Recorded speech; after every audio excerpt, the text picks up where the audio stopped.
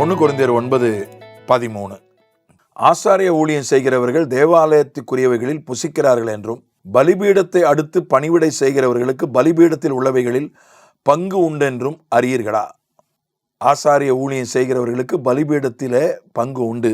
பலிபீடம் இங்கிலீஷில் ஆல்டர்.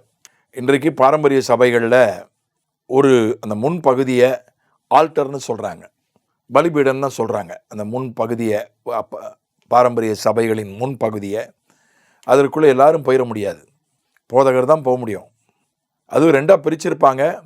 பாடகர் குழு முதல் பகுதி வரைக்கும் போகலாம். பாடகர் குழு, சபை உபதேசியார்கள், அந்த முதல் பகுதியை தடுத்து அதில் ஒரு தடுப்பு வச்சுருப்பாங்க. அதில் போதகர்கள் மட்டும்தான் போக முடியும். அது ஆல்டர் என்று சொல்வார்கள். அதனால் அது பைபிளின்படி அது ஆல்டர் அல்ல, பிரசங்க பீடம் என்று வேண்டுமானால் சொல்லலாம். ஜெப பீடம், பிரசங்க பீடம், ஊழிய பீடம் என்று சொல்லலாம். பலிபீடம் கிடையாது.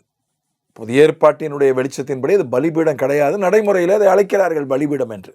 அதில் போய் உட்காருவது வந்து சாதாரண விஷயம் இல்லை. அதோடைய அந்த உள்பகுதியில், பலிபீடத்தினுடைய முன்பகுதியில் போய் உட்கார வைப்பது சாதாரண விஷயம் அல்ல. பெரும்பாலும் நான் எந்த சபைக்கு போனாலும் என்னை ஆவிக்குரிய சபைகளில் பலிபீடம்னு ஒன்று கிடையாது. ஆனால் அங்கேயும் ஒரு மேடை இருக்கும். அந்த மேடையில் சாதாரணமாக ஊழியக்காரர்களை தான் உட்கார வைப்பாங்க. அங்கேயும் கூட ஆவிக்குரிய சபைகள் என்று சொல்லப்படுகிற சபைகள்னு கூட அவ்வளோ சீக்கிரம் யாரையும் மேலே ஏற்ற மாட்டாங்க.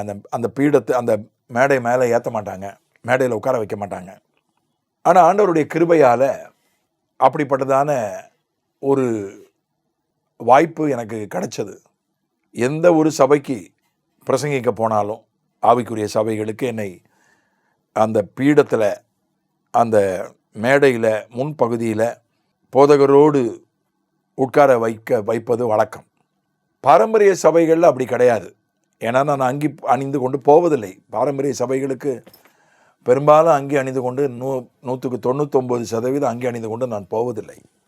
ஆனால் ஒரு பாரம்பரியமிக்க, மிக பழமையான, மிகப்பெரிய, தமிழக அரசே அந்த ஆலயத்தை புதுப்பிப்பதற்கு எத்தனையோ கோடி கொடுத்துருக்கு. அப்படிப்பட்ட ஒரு பாரம்பரியமான ஆலயம்.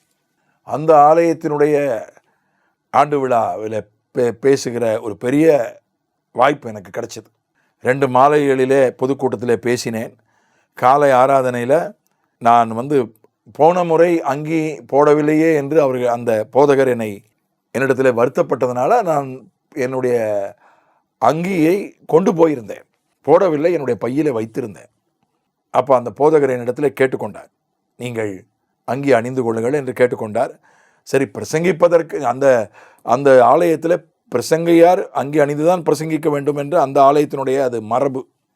பிரசங்கிக்கத்தான் அவர்கள் நம்மை அங்கி போட சொல்கிறார் என்று நினைத்து கொண்டேன். அவர் என்னை அந்த முன்பகுதியினுடைய ஆல்டர் என்று அவர்கள் அழைக்கிற அந்த முன்பகுதி, அதில் உள்பகுதியில் முன்னால் கொண்டு அமர வைத்து, ஒரு மூத்த ஒரு போதகருக்கு அவருக்கு என்ன வாய்ப்பு கொடுக்க வேண்டுமோ, சிறப்பு காணிக்கைகளை படைக்கிறவர்களை ஆசீர்வதிக்கிற ஒரு காரியத்தை செய்யும்படி என்னை கேட்டுக்கொண்டார். அதே போல் பிரசங்கிக்கிறதுக்கு என்று அபிஷேகம் பண்ணப்பட்ட போதகர்கள் பிரசங்கிப்பதற்கென்று தனியாக ஒரு மேடை போன்ற ஒன்று உண்டு. ஒரு உயர்ந்த பீடம் உண்டு. அபிஷேகிக்கப்படாத போதகர்கள் அவர்கள் கீழே இருக்கிற ஒரு சாதாரண பீடத்தில் பேசுவார்கள். அதுதான் அந்த ஆலயத்தின் மரபு.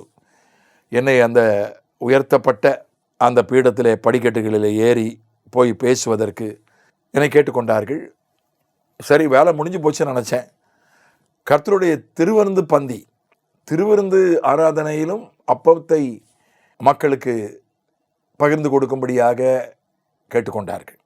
அது ஒரு பெரிய கௌரவம், அது ஒரு மரியாதை. நான் ஒரு சபை போதகராக 15 ஆண்டுகளுக்கு மேலாக பணியாற்றினவன தான். ஆவிக்குரிய சபைகளிலே நான் திருவிருந்து ஆராதனையிலே அப்பத்தை பகிர்கிறது உண்டு. சில நேரங்களிலே அங்கு செல்லும் பொழுது சில போதகர்கள் என்னை அப்படி கேட்டுக்கொள்வார்கள். ஆனால் பாரம்பரிய சபைகளில் நான் ஒரு நாளும் அப்படி அந்த அங்கேயே அணிந்து கொண்டு நான் போவதில்லை. பிரசங்கிக்க போகிறதுனால சாதாரண உடையில் தான் போவேன். ஆனால் அப்படி நான் அங்கி அணிந்து செல்ல நேரிட்டு கர்த்தருடைய பந்தியும் இருந்ததுனால ஒரு அந்த போதகரே ஒரு மூத்த போதகர் தான். அவருக்கு தனக்கும் மேலாக ஒரு மூத்த போதகருக்குரிய ஸ்தானத்தை எனக்கு கொடுத்து என்னை அவர் கனப்படுத்தினார். இது ஒரு கணம். ஆசாரிய பணிக்கு கர்த்தர் உரிய கணத்தை கொடுக்கிறார். நம்ம எல்லாம் ஆசாரியர்கள், இயேசுவின் இரத்தத்தால் கழுவப்பட்டவர்கள். நான் இன்று ஒரு செய்தித்தாளில் ஒரு செய்தியை படித்தேன். வட இந்தியாவில் ஒரு கிரிக்கெட் போட்டி நடத்தியிருக்காங்க. உள்ளூரில் இருக்கிற எல்லா அரசியல்வாதிகளையும் அதற்கு அழைத்திருக்கிறார்கள். ஒருவரை மட்டும் அழைக்காமல் விட்டு விட்டார்கள். அவர் கோபப்பட்டு டிராக்டரை எடுத்துக்கொண்டு வந்து கிரிக்கெட் போட்டி நடந்து கொண்டு இருக்கும்போதே கிரவுண்டை மைதானத்தை சேதப்படுத்தி விட்டார். எல்லாரையும் கூப்பிட்டுருக்கீங்க, என்ன கூப்பிடலான்னு. அவருக்கு மரியாதை கொடுக்கப்படலை. ஒரு கிரிக்கெட் போட்டிக்கு அழைப்பதை ஒரு மரியாதையாக அவர் நினைத்தார். அது அவருக்கு கொடுக்கப்படலை. அதனால் அவர் அந்த மாதிரி செஞ்சிட்டார். இன்றைக்கும் நான் ஒரு பெரிய சுவிசேஷகர், உலகம் முழுவதும் அறியப்பட்ட, உலகம் முழுவதும் சென்ற சுவிசேஷகர், இப்போது உயிரோடு இல்லை. என் தகப்பனாருடைய வயது. அவரோடு பழக கிடைத்தது எனக்கு பெரிய பேறு, பெரிய பாக்கியம். அவர் ஒரு முறை சொன்னார், ஒரு பெரிய வயதான ஒரு போதகரை பற்றி சொன்னார். அவர் மீது அவருக்கு அதிக மரியாதை உண்டு. ஆனால் ஒரு விஷயத்தை குறையாக சொன்னார். ஒரு நாள் கூட அவருடைய சபையிலே என்னை அழைத்து முன்னால் உட்கார வைத்ததில்லை. அவருடைய சபையில் பிரசங்கிப்பதற்கெல்லாம் எனக்கு பலமுறை வாய்ப்பு கொடுத்திருக்கிறார். ஆனால் ஒரு முறை கூட அவர் முன்னால் தனக்கு பக்கத்தில் தனக்கு சமமாக என்னை உட்கார வைத்தது கிடையாது என்று குறைப்பட்டு கொண்டார். ஆசாரிய ஊழியம் செய்யும்போது பலிபீடத்தில் பங்கு உண்டு என்றால் அது ஒரு கணம், அது ஒரு கௌரவம். ஒருவன் எனக்கு ஊழியம் செய்தால் என் பிதா அவனை கணம் பண்ணுவார். திருவசனத்தில் பிரயாசப்படுகிறவனுக்கு இரட்டிப்பான கணம் உண்டாகும் என்றெல்லாம் வேதம் சொல்லுகிறது. அதனால் அருமையான சகோதர சகோதரிகளுக்கு நான் சொல்லுகிற ஒரு சூட்சுமம், உங்களுக்கு மரியாதை வேண்டுமா, கனம் வேண்டுமா, ஊழியம் செய்யுங்க. நீங்கள் சாதாரண விசுவாசியாக கூட இருக்கலாம். ஆனால் நீங்கள் ஆசாரியர்கள், இயேசுவின் இரத்தத்தால் கழுவப்பட்ட எல்லாரும் ஆசாரியர்கள். மற்றவர்களுக்காக ஜெபியுங்கள். 2 வேலை தான் ஆசாரியர்களுடைய வேலை. மற்றவர்களுக்காக ஜெபிப்பது, மற்றவர்களுக்கு முடிந்தவரை கர்த்தரை பற்றி சொல்வது. 2 தான்.